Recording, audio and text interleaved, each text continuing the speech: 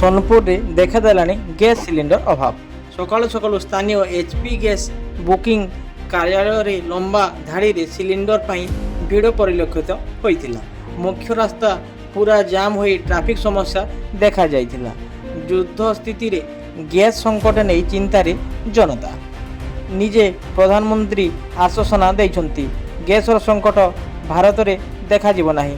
मात्र अन्यपटे गैस आनिबार 25 दिन पर जाई आउ गुटे गैस बुकिंग हेबा नहीं सूचना जारी होइतिबा गणमाध्यम रे चर्चा।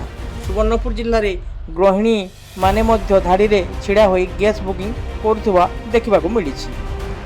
भीड़ नियंत्रण पई पुलिस व्यवस्था नथिबारु दीर्घ घंटा धरी सिलिंडर पई छिड़ा हेबा परे खाली सिलिंडर चोरी होई जाइथिबा सोनपुर थाना रे अभियोग होइछि। मुई सोनपुर ही आसीचे आउ 2 घंटा धरी मुई ठिया आइचे निज पाठ पढ़ा छाड़ी आउ घर काम छाड़ी आसीचे एठे 2 घंटा आइके ठिया आइचे। गैस रो बहुत असुविधा चली।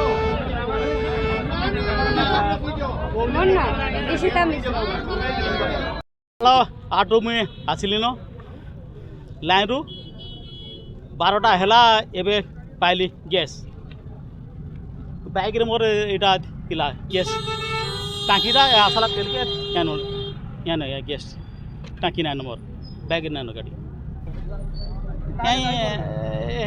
एंते मोर सिलिंडरटा हेजने तेन मुई केंती करमी मते चिंता उठी गैस मिलो मन मुंडा।